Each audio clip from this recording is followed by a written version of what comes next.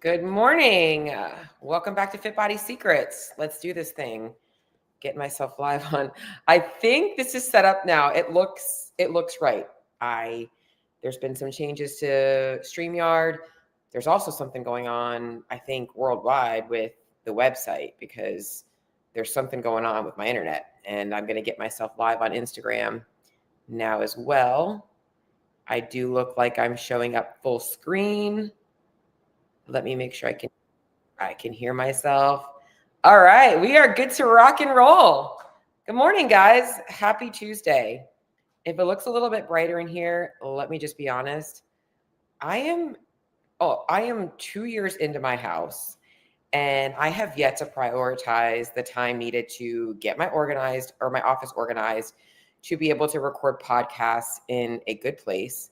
And the lighting everywhere sucks. So I normally turn off my kitchen lights because they end up causing a glare, but it's too gloomy. And this time of year, I don't know about you guys, but like, it's not even cold in Florida. It's not even dark right now, but you just have that weird vibe of like, you just want to be bundled up and not doing anything. So I needed more light today. I needed to just have light around me. So we're going to go with the lights. Hopefully you guys can see me okay. But today, so a couple of things. First and foremost, I was going to record today's episode talking a lot about body composition. And I've just got a lot of insights after watching a recent really, really, really cool YouTube video, which I will share with you all. A really, really well-known person in the fitness space did a really cool, like, what does the average person look like at these different body fat percentages? But I decided to table that and wait because I have a lot of clients and a lot of people and a lot of potential clients that I've been having calls with that are having a lot of stress around the holidays. And it's funny because however old you are, you likely have had the same stressors every single year, like clockwork. The same thoughts go through your head over and over again. And maybe the same patterns happen over and over again every single year. And maybe you want to break those patterns, or maybe you question whether or not what you're doing is what you're supposed to be doing. Maybe you feel like you should be a little bit more lax. I want to really emphasize learning how to empower you to take control of this season and feel good no matter what your decisions are with food, because food does not equate to your self-worth, and your food choices don't make you good or bad. There's nothing to feel guilty about. It's all really understanding how your actions and your habits are going to shape your body composition, your health, your hormones, and the way you feel and show up in life, right? Like, that's the main thing here. Is I want you guys, whenever we're talking about nutrition, yes, a lot of people dial it in because they get to a place of pain.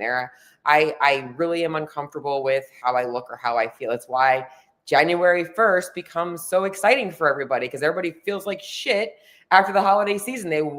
Salad looks really good when you've been eating nothing but sugar and flour all holiday season. But that's also going to dwindle down pretty quickly because your body gets rid of that feeling after just a couple of short days of being back on track again. But if you want true change, it's learning how to change behaviors long-term. And a lot of behavior change comes from mindset, how you actually think about things. And this is the stuff that a lot of people don't want to address. They want to focus on the diet. They want to focus on the next best thing. And it's why those people stay stuck. And the people that truly dive into the psychology behind things, how your beliefs about things are shaping your actions and how other people impact things, is going to make you a more resilient person, give you more confidence, and likely give you the body composition that you've been chasing. So that's really what today's topic is all going to be about. I want you guys to feel really good about being able to navigate the holiday season, enjoy your meals, and not feel stressed about it. So if anything that I talk about today hits you and you really feel like, man, that's what I needed to hear, or maybe you get a tip today, I want to know. I want you to shoot me a message, shoot me a DM. You can shoot me an email. I have ways for you to reach out to me and would love to be able to connect with you. So let's go ahead and get started a little bit. And I do have some notes here that I wanted to kind of start to talk about. Now, let me just be honest. It's so funny.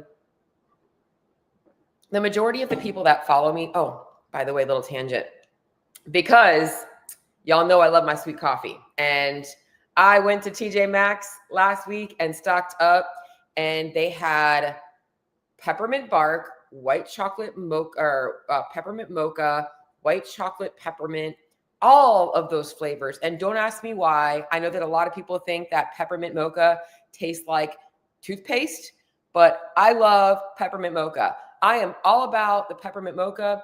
I do not need pumpkin spice in my life, but when peppermint mocha comes out, I'm all about it. And this is just like, it's like heaven right now. And it's like 40 calories because there's no calories in that stuff. And all I use is almond milk and a little bit of fat-free whipped cream. And it tastes like dessert. So anyways, my little tangent because I was sipping on my coffee and I wanted to do that. Now, what I want to start with today is you guys that follow me, the majority of the people that are following me and getting value out of my content, you guys are not couch potatoes. You're not, skipping the gym. You're not having to convince yourself to show up at the gym. You're working pretty darn hard on a daily basis, on a weekly basis to build fitness, build strength, build muscle. You're pushing yourselves, right? And what's so funny about that is, or the irony in it, is that the people that are hardest on themselves with their nutrition are the ones that work the hardest in the gym. And the ones that don't give a shit about the gym are not hard on themselves at all with their nutrition. And it's like, wow, the irony in that. The people that go through life and don't really care about their fitness, like they eat whatever they want and they don't care. And guess what? When they eat it, do they look any different the next day? But no, the majority of the people that follow me, they like work out hard. They dial in their nutrition the majority of the time. And they have one meal out of routine and they're like, suddenly they are a fat pig. Like suddenly they put on 20 pounds. They are the scum of the earth. So let's just start by saying if that hits home for you and you are somebody that is busting your ass in the gym, you need to realize that your few holiday meals are not sabotaging you if you truly want to enjoy them. Okay. So like you need to remove that guilt. All right. My goal here is yes, to keep you on track with your body composition goals, but to remind you that your body composition goals don't matter if the brain isn't healthy and you're miserable in the way what good is getting to a body composition if living in that body is a constant punishment. All right. So just starting with that, because I know the majority of you guys are working really hard. All right. So let's talk about why this season in particular feels so hard. It's not the actual food. Like, let's just be real, because, you go to the grocery store and you make food decisions every single day. You go, at work, you're making food decisions. When you're meal prepping or you're not, you're making food decisions. It's not the food that's the problem. It is, there's a little bit less structure. So like, for instance, next week is Thanksgiving. A lot of you guys have a short work week. You may only be working Monday and Tuesday or Monday, Tuesday, Wednesday, and you're taking Thursday and Friday off. That might be your work week. So there's a little bit of a lack of structure. There's more social pressure. Okay. So, you guys get this all the time from weekdays to weekends, right? So like during the week, it's pretty easy to stay on track because it's just like you and you're eating your lunch. It's pretty routine. On the weekend, there might be more social pressure. You're doing more things with your family. So there's more social pressure. There's a lot of comparison, right? Like what somebody else is doing versus what you're doing, how they're handling something. Wow, I wish I could eat like that and be that way. There's all these different comparisons. And then the biggest one, a conflict in your identity. There is truly an insecurity in who you are as a person and how you handle these situations. And sometimes it's a good thing because you might be having an identity shift, right? So like, if you have been somebody who is typically, from October 31st through January 1st, telling yourself you're checked out nutritionally because there's too many things going on, an identity shift that's positive might be, okay, I'm maturing in my nutrition and recognizing that the next 60 to 90 days don't have to be a free-for-all just because I'm going to have 10 or 11 days where things aren't perfect, right? So like it's looking at things a little bit different. But there's a lot of things going on. Your routine is shifting a little bit. We're going from the summer months. Now it's colder, it's darker. Maybe there's more sports going on and you're busier. Schedule changes happen. Another biggest thing is that between Thanksgiving and New Year's, there's a lot more exposure to different foods, right? You're getting cookie trays and food gifts, and you're having a lot of leftovers. There's just a lot more exposure to more hyper palatable foods. And you're being confronted with more of those food decisions. Do I want this? Do I not want to have this? Training might feel a little bit harder to be consistent with because maybe like you have more travel, or maybe the weather, if you're living up north, there's snow days that happen. There's other things that are going on that are impacting your training. Your mood is just impacting your training. And then obviously the travel and the celebrations can truly disrupt just like your normal routine, right? I hate traveling. Traveling is probably the thing that gives me the most anxiety. And when your routine disappears, your brain defaults to what feels comfortable and what goes automatically. Like it's going to go to what it knows best, not what's intentional. Okay. So like, for instance, if you're traveling next week for Thanksgiving, like your brain's not thinking about strategizing that. If you've never thought about strategizing that, your brain's already thinking about like just getting through it. And like, you're not even wanting to think about that because it's easier. Okay. So it's really important for you to realize that those are all very, very, very normal struggles to have at this time of year because of there being so much, not to mention the fact that like the holidays I'm already thinking about Christmas cookies. I'm already planning my Christmas cookie out. I'm actually starting to make my cookie dough this weekend because I'm going to have about 12 or 13 different cookies this year. And I don't want to be doing it all in one weekend. I want to have it spaced out a little bit. Not to mention like something else I didn't put on here is just like the stress, right? I just thought about that.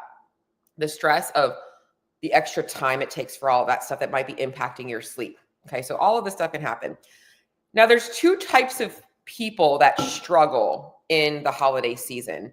And they fall on different ends of the spectrum. You've got the type A. This person is so focused on staying on track that they feel like they cannot enjoy food.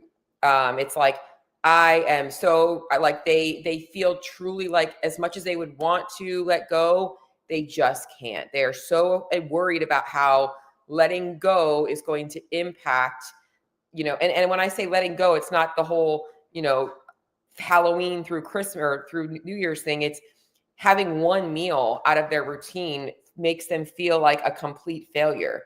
And then you've got the other people that are so focused on the type B, we'll call it, so focused on the food that they completely abandon their goals and they feel like crap about themselves the entire time. And they feel like they're going to get back on track at the beginning of the new year. Okay. You don't have to fall into either of these two categories. That is not the way to live a life that is going to balance out. Life is never going to be balanced. Nothing in life is ever balanced. If you think that life is balanced, you are not ever working towards anything. You're literally giving everything 50%. Life is about things balancing out and finding where you spend more of your time and energy and where you spend less of your time and energy. So I want you guys to think of this podcast episode about teaching you how to become type C. Maybe we'll call it type 3, type 1, 2, and 3. So I don't want somebody who feels so restricted by their habits that in order for them to maintain their body, they're avoiding everything. I also don't want the person that's like, the only way I can enjoy food is if I don't have any calorie control. I'm going to feel like crap throughout this whole process. And then I'm going to get back to restriction afterwards. What I want you guys to feel is empowerment and control, and also feeling what it feels like to enjoy food without guilt. Okay. That's truly what it is. This is truly about you becoming strategic with your nutrition, self-honoring yourself. Like this is really what this is. This is self-respect. This is teaching you how to fully be present in your life, because at the end of the day, any body composition changes you get are not worth it if you're miserable And if the only way you're finding joy is through food, your life is very empty and you need to spend more time in other areas of your life. And one of those areas might be on yourself. Yes, you might need to be more disciplined this holiday season. So let's talk about some common pitfalls that are holding you back, whether you're on either end of the spectrum. And I will tell you this, a lot of times the people that are I'm going to do whatever I want for the next 3 months, it's because they spend too much time being the I need to be perfect all the time person. Okay. These are the patterns that often lead you to regret, shame, and the feeling like you got to start back over again on January 1st, which is not what we want. My clients, in fact, my most successful clients, believe it or not, start with me at 2 times of the year. One is in the spring going into summer, and the other is in the fall going into winter. And I truly think that is because I am experiencing their habits in the times where people struggle the most, in the summer and the winter, because the summer is also less structured if you have kids that are out of school, there's other things going on. And then obviously the winter time with more holidays and celebrations and the change in the climate. Okay. So here are some things that really are the main causes of these, I want to call it these type A, type B personalities that keep you stuck from ever making progress. They keep you stuck from making progress in a way that feels good to you and actually being able to maintain it. All right. So all or nothing thinking. If it's not perfect, then why should I even try? If I'm not seeing the scale go down, why should I even try? Okay. That is not how you're going to make any progress, because your body is not about perfection.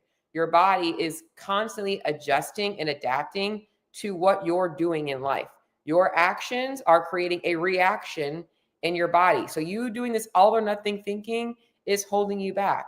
You don't need perfectionism to make progress. You don't need perfectionism to maintain progress.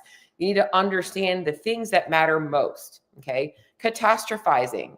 It's the week before Thanksgiving. Catastrophizing is the people who are already thinking about Thanksgiving dinner. So now it's the week before Thanksgiving and they're like, I just can't even focus on this right now. There's just too much going on. Like, do you realize what you're doing to yourself? Imagine, I love giving the analogy of work, right? Imagine you have a vacation planned next Thursday and you're going into work today and you tell your boss, I can't work today because there's something going on next week and I can't work today. Like, your boss is going to look at you like you're crazy. All right. I love using that analogy. You're catastrophizing. You're thinking ahead of what's going to happen rather than knowing what's going to be around next week and planning ahead. Okay. I had a conversation with one of my clients this week. Her daughter is coming into town next week. She's got Thanksgiving dinner. And in her check-in, she wrote, I'm just a little bit stressed about how to handle my daughter coming back into town and the Thanksgiving festivities. So I had a conversation with her about them. And I asked her, what do you have going on this week? And she goes, nothing. I'm like, okay, so what do you think you should be doing this week? Sticking to the plan. Everything is dialed in, locked in as much as she can be. So if she has a random social meal that pops up in her head, she's like, you know what? Next week, I'm going to be a little bit more flexible with the daughter in town, with more holiday festivities. This week, I'm going to say no, thank you. That's not restriction. That's planning. Okay. And then when I talked to you about next week, I said, your daughter's in town, but you're at home. She's coming to your house. So you don't have to worry about food. And she's like, I didn't think about that. My daughter likes to go out every once in a while. Okay. And you also go out to eat on a regular basis. She goes out to eat once or twice a week. So that can totally fit into the plan. And Thanksgiving dinner, I don't care how many calories you eat on Thanksgiving dinner. Enjoy yourself. It's Thanksgiving dinner. All right. So stop the catastrophizing. The catastrophizing is only stealing you from your presence and stealing you from your progress. All right. Number 3, letting one meal turn into a weekend, a week, or a month. Whether you are the type A person that is so like dialed in, you can't let yourself relax, or you're the person that's like, it's all or nothing. Okay, or all out. Like, one meal doesn't have to spiral you. It's just food. It's just calories. Another conversation I had with a client, she mentioned the word cheat meal. And I said, do you realize that if you made the decision this morning that you were going to have a Snickers bar for breakfast rather than having oatmeal and peanut butter, your body wouldn't know the difference. It's just going to process calories. And that might be about the same amount of calories. It doesn't know the difference, So like, don't let that thing spiral you into multiple things. It's you get one flat tire. You're going to go outside of your car and you're going to slash the other 3 tires. And then you're going to like slash break the windows. Like, no, you're going to go get the tire fixed. Like, same thing here. If you overeat a little bit, you're going to course correct. Like, that's truly all maintenance is. It's course correcting. It's never locking in and not locking in. It's course correcting. That's it. All right. Food morality is the next one I wrote down. Kind of going back into that analogy of the Snickers bar. Stop labeling foods, diet foods and unhealthy, or, diet foods and your diet plan. And then like your all out plan, like your body doesn't know the difference. Like, it's just calories, and some calories have nutrients, vitamins and minerals, others not so much. Right.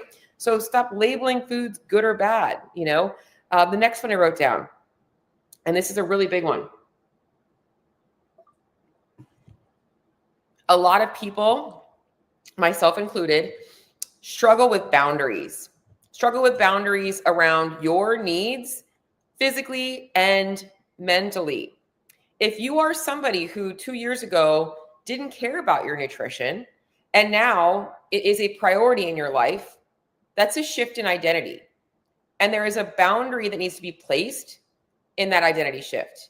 So you might be showing up to people's houses that you're traveling to with a new mindset around food. Maybe you used to just go with the flow, and now you're like, nope, they don't eat breakfast until 11 a.m. and I'm already 2 meals in by then, right? Like, so you're prioritizing yourself. That is not selfish. That is self-care. You got to set boundaries for yourself and not let other people cross those boundaries or worry about what other people think about those boundaries. You have to be confident that these boundaries are in place to keep you in a good place for your mental health, for your physical health, for all of that stuff. All right. So you got to have those boundaries. Another one, which I already kind of talked about, but I'm going to touch on some more because these are all like a lot of overlapping, is this like seasonal permission of I'll get back on track next year. Like I'm just not going to care right now. I'll get back on track on things in the beginning of the new year. I think that this is completely an excuse of not dealing with how your relationship with food is. You are entirely too black and white with the whole good versus bad, with the I'm on track, off track. Your body, like, again, seasonally. Now, when we talk about goal-specific seasons, you can be in a different season in your journey.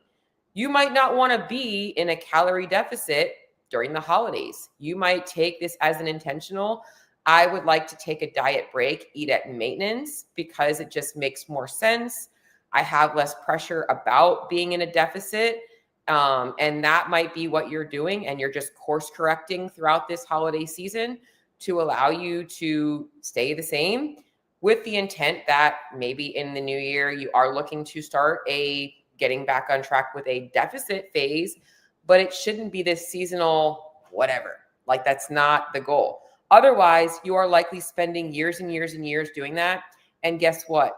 That's how weight gain happens, because what happens is every year, maybe you gain 5 or 6 pounds, and then the new year comes and you lose 3 or 4. You maintain that 1 pound. And then it happens again in the summer, and then it happens again in the winter. You lose and you gain. And slowly, the 0.5 to 1 to 1.5 pounds that you gain the first season starts to creep up season after season. And 3 or 4 years in, now you're up 10, 15 pounds. It happens gradually for most people. All right. So that's really, really important. And then the final one is a really, really, really big one. And it kind of goes into this seasonal permission. And what I was just talking about is so many people are so focused on short-term, like weight loss changes and physique changes, and not actual long-term maintenance changes metabolically and body composition wise. And it's why I have recently had more conversations with women who have been through this cycle for years, where maybe they started off and they felt pretty good about their body comp, and then they wanted to get a little bit leaner, and then they got a little bit leaner, but they didn't have a good exit strategy, and they regained some weight, and then they did it again. And slowly what they're noticing is they don't look as lean every time that they cut, because guess what? You're losing muscle, honey. You're losing muscle every time you do this, because you're not putting on muscle in that off season when you're overeating. All right. The whole bulk season, it does not help unless you are on anabolic steroids, feeding yourself in a calorie surplus and putting on weight. Most of you guys are not going to be training enough and hard enough in order to truly put on that kind of muscle that quickly, especially if you're not a beginner. All right. You have to be looking at the long-term physique and metabolic goals you want for yourself. Do you want to continue to have this relationship where you're cutting and then you're whatever? Like, this is where the mindset stuff had to be addressed first. All right. So success in this season is not about perfection. It's not about being intuitive. It's about being intentional. It's about knowing how your actions are going to shape your mindset, and how your mindset shapes your actions, and then how those actions are going to shape your results. Okay. So I wanted to really touch on all of that stuff. And whether you're on either end of the spectrum, a lot of those things are the same. A lot of them are things that you guys have to all address. If you truly want to build a nutrition plan that works to support you long-term, these things need to be addressed. This is how you're going to get through the holiday season and feel really good about your choices. Because when you break through these things, every time, it's like you hit a PR in the gym. You break that all or nothing thinking trap, and the next day you wake up like, I can't believe I did that. Every time you stand up for yourself with like a family member who like doesn't get it, and you say no thank you, and the next morning you wake up, you're like, oh my gosh, I didn't do that. Every time you get right back to your routine after you have a holiday meal, you're like, I did it again. Those are all freaking PRs. And guess what? They bring so much mental clarity, so much empowerment. All right. So let's get into section 4 I have on here, which is going to be what I'm going to call your holiday success framework. And I'm going to call it the 4P framework. Okay. Because there's 4 Ps that you need to understand if you want to make it through this holiday season. And this will help you with getting through it and feeling really good. Obviously, we have to address all of that mindset stuff. First and foremost, the P number 1, and I'll have a little, if you guys want a copy of this, just shoot me a message and I will send you over my 4P guide that I'm creating. It hasn't been created yet, but I'm working on it today. So P number 1, all right, is you have to have a plan. All right. So it is November 18th. I just looked at my calendar on my computer. All right. We've got Thanksgiving next week. Okay. You have an idea right now of what parties might be coming up. Maybe not every party, but maybe you have Thanksgiving with your family. Maybe you have a gym Friendsgiving. Maybe you have a cookie party to go to. Maybe you have a work party to go to. Maybe you have a Christmas Eve party, a Christmas Day party. Maybe you have a New Year's Eve party and a New Year's Day party. Maybe you have a potluck somewhere in there with church. Maybe you have those things, right? So you're kind of looking ahead. And then you're also looking at the week ahead. All right. So if you know that like next week is Thanksgiving, what should you be doing for the next 10 days? You're locked in on your nutrition, whether it's I'm maintaining and I'm feeling good in the gym, or I'm focusing on my fat loss goals and I'm staying consistent. All right. The other thing about this is planning your priority parties. All right. So for instance, maybe you have Thanksgiving and then the next week you have to go to your kids' Thanksgiving, something at school, right? Like you don't have to be indulgent at your kids' Thanksgiving at school, right? Not every cookie is special. Not every meal is a celebration. You can go to these things and still be a part of it and not have to indulge in the food. You can stick to your plan. That is empowerment. All right. So you're like, you know what? Thanksgiving, I want to be able to just relax with my family. Friendsgiving on Saturday, I'm going to be a little bit more dialed in. And dialed in, let me just remind you, isn't like, again, going back to the black or white and going back to the good or bad. It's not about good versus bad. It's understanding I can control portions better there, which is P number 2. Okay. Portions. P number 1 is plan. P number 2 is portions. All right. Staying consistent with logging your food. Why are we logging our food? Not because we have to think about restriction all the time. It's literally awareness. And it's not logging just to log a random entry. All right. I'm not telling you to go into the MyFitnessPal and log, pumpkin roll and not look at that. I want you to log it and say, okay, I had about an eighth of an inch or a half an inch slice, or I weighed out 72 grams, and it says there's 250 calories, 11 grams of fat, 30 grams of carbs, and 2 grams of protein. You're building awareness as to how expensive that food is in your budget. That is not restriction. It's not telling you not to have it. It's literally awareness. Guess what? That awareness is going to help you year round. Whenever you have somebody give you a piece of carrot cake and you're like, I didn't eat that much. You're like, oh, I remember that carrot cake I had around Christmas time. That was about 400 calories. There's no more guessing. Okay. Also, this is also a great time for you to practice eyeballing portions. Okay. So if you're somebody like me who uses the food scale the majority of the time, it's a great opportunity for you to just get back in touch with like looking at it and be like, that's about a cup of mashed potatoes. That's about a quarter cup of corn. That's about a cookie. You can look at things and start to identify, okay, that cookie's about the size of an Oreo, right? Like you're starting to learn calories and understanding that. Also, like looking at how different foods make you feel, listening a little bit to your hunger cues, pacing yourself. Not if you're somebody this is a great time for you guys that if you're also like me and the majority of your meals you're eating at home by yourself and it's literally you're on autopilot and it's like just getting it in so you can get to the next thing. This is a great time for you to like actually slow down and just listen to your hunger cues. It's a holiday meal and you're like, you know what? I'm going to like actually slow down and enjoy this meal and getting back in touch with that stuff. And then also like I meant like pacing yourself with your food, not feel like you're always in a rush. Just really important to be mindful of portions.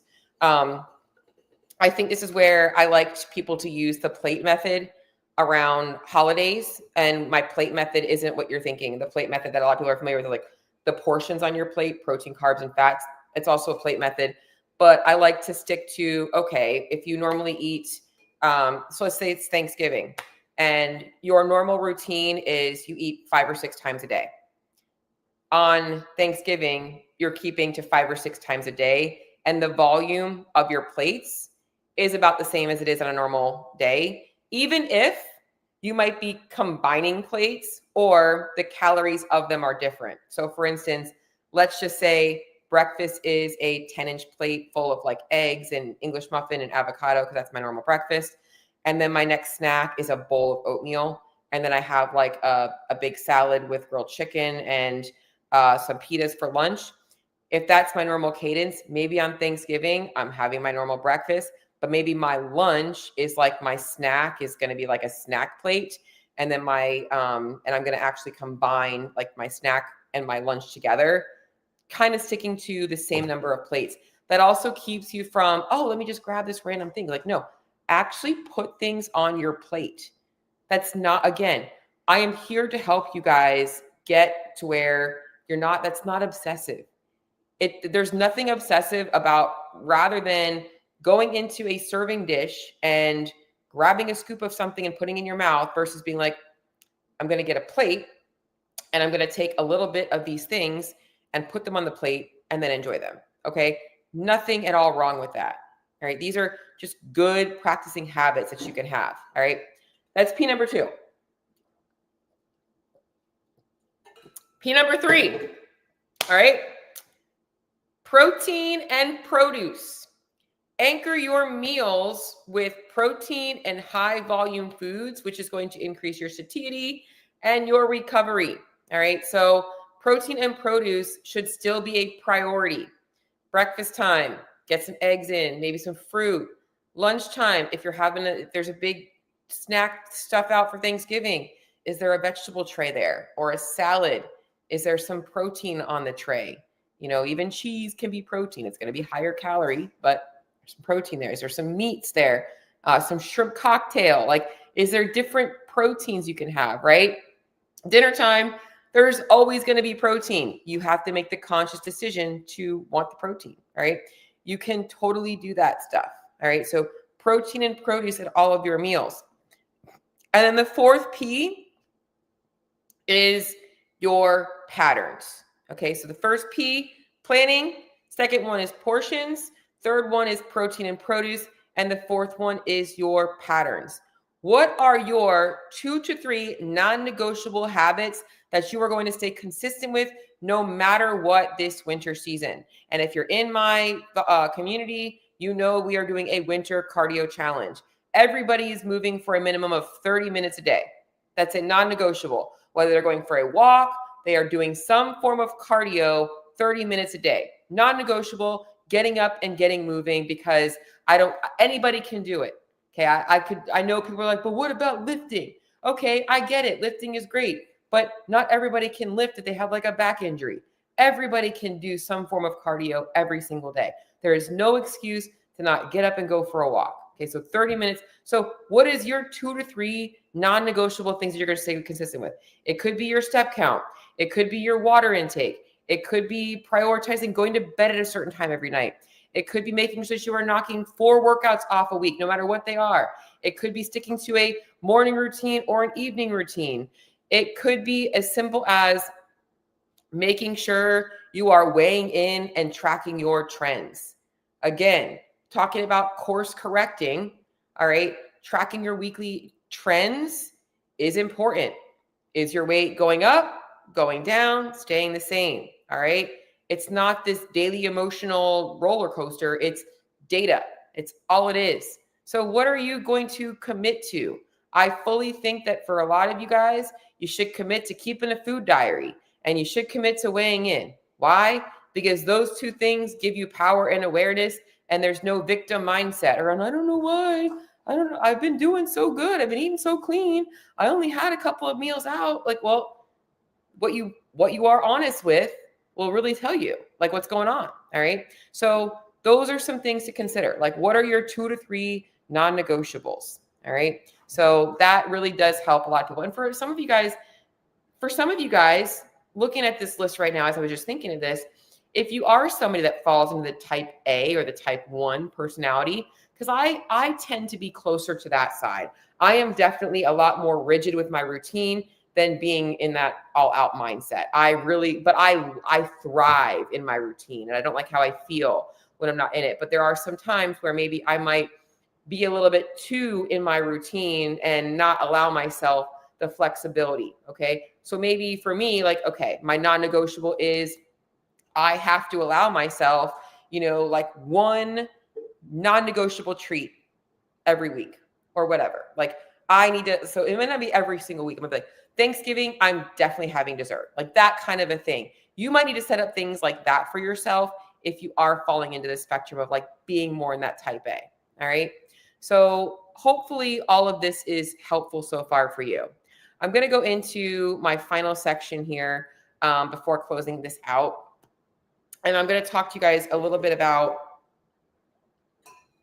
what I opened up this call with, which is the majority of you guys are working really hard in the gym, and you don't maintain progress through constantly restricting yourself.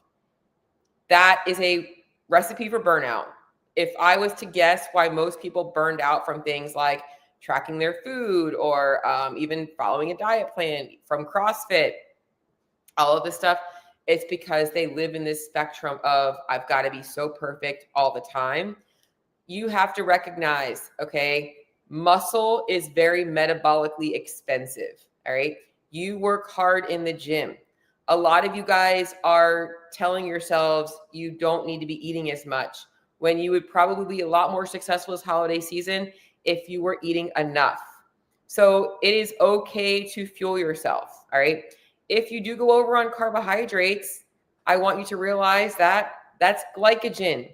Glycogen is stored energy, not fat gain. Okay. So if you are a little bit over on carbohydrates, that is okay. All right. So you need to realize that that stuff is good. And then next one I wrote down is understanding how if you have a weight spike after a bigger meal, you did not just gain fat. If you woke up tomorrow and you had a meal out last night and your weight's up 2 or 3 pounds, you might feel bloated. You might look a little puffy because of the water, but you didn't gain fat. It's just water. It's going to go down. The chronic patterns are what's going to cause weight gain. If your weight spikes, and again, you go back into the restrictive diet, and then it happens again before you've gotten back down to baseline, you're going to slowly see your weight creeping up. Okay. Weight fluctuations are totally normal. In fact, if you drink alcohol, you're going to have big weight fluctuations. Probably something else I should have mentioned today. Alcohol is a big issue in the holiday season. You got to hold yourself accountable to that. Maybe one of your non-negotiables is I only drink twice or 2 drinks a week or whatever it is. All right. So knowing that like you guys do not maintain progress through restriction. That is not how most, if you want to truly live lean, you want to live lean, you want to live fit, you want to live healthy, you want to be strong, you want to feel good, you got to stop living in this world of the only time you're feeding yourself enough is if it's a freaking holiday or a celebration. Like that's not the only time your body needs nutrients. It's probably the one time that your body doesn't need it because you're probably not working out that day. All right. So you need more nutrients on a consistent basis. All right. So as I'm closing up here, I want you guys to ask yourself a very, very, very important question. And then I'm going to go over to see if there's any questions in the comments or the chat. Who do I want to be on January 2nd? Mentally, physically, and identity-wise. Who do I want to be? Okay, and I'm not talking about how much you weigh. All right, because I don't care what you weigh. I don't care what you see in the mirror. Who do you want to be? You want to be confident. You want to be confident. You want to be proud. You want to be somebody that's in control. You want to be unreactive. You want to feel good. You don't want to feel like you've spent another holiday season telling yourself, oh, I just, gave no 2 shits, didn't care.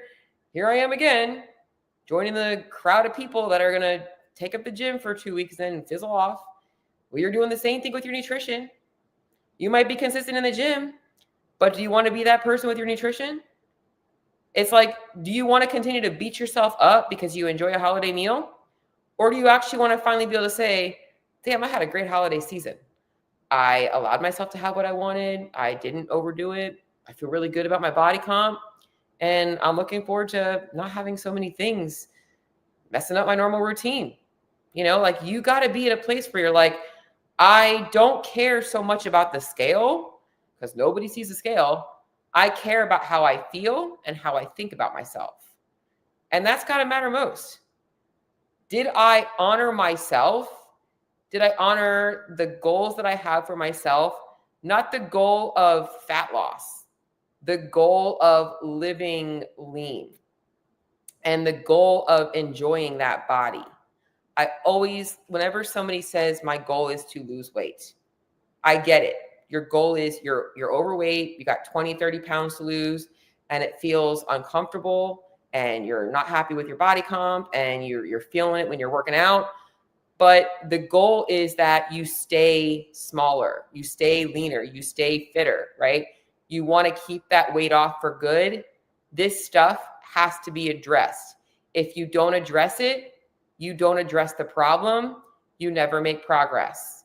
You make short-term stints at fat loss that never last. So who do you want to be in 2026? Because that doesn't start on January 2nd. It starts by taking action today. It starts by taking everything that I told you today and figuring out where you need to put your emphasis, whatever that looks like for you. So if you want some support throughout the holiday season, just shoot me a DM. I do have, I'm like I said, I'm putting together this guide, and we can chat a little bit about you joining our community. We do have some spots open. You can come in, get some support, get some action steps, and honestly, maybe find yourself more successful this year than ever before. Because if you think that waiting until January is going to help you get things settled, you are wrong.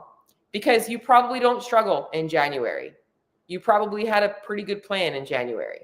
You struggle every year in December. You struggle when shit gets tough. You need the support, not when you feel mentally ready for it, when you feel mentally overwhelmed with everything. And you need to know the one or two things that matter most in that time. And you have to be willing to say, I'm ready to do the work. So if you want to talk a little bit about that, just DM me holidays, so I know that's what you're talking about. And I will send you over the checklist. I will send you over, well, we can chat a little bit. But I'm going to open up both of my chats here to see if anybody had any questions or anything like that. Good morning. I made a goal during furlough to hit 10K steps. Never been a step person. I love that. I absolutely love that, Amanda. That is a great goal, and I'm glad that you did that.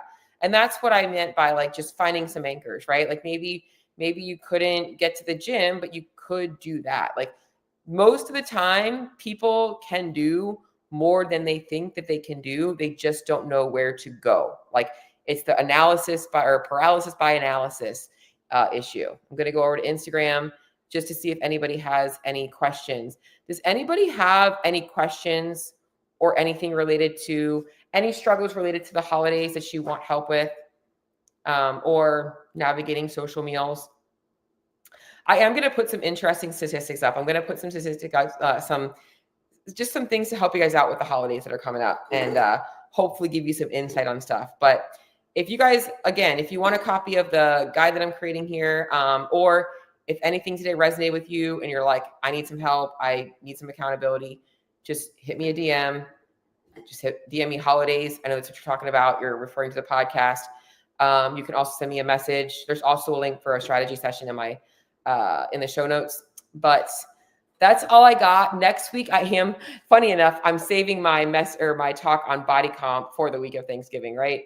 I am going to be talking next week about body composition, body fat percentage, BMI, all of that stuff to help give you guys an understanding of how that stuff is relevant in your journey, and also what you should be considering if you are, like chasing fat loss goals, what's actually realistic, healthy, and all that good stuff. I watched a really good episode on YouTube, and I was like, I got to talk about everything that I heard today, along with my thoughts on, I think, where people are in this space of, it's just really hard when you're in the CrossFit gym. You guys got to remember, you are not in a gym where like normal people are.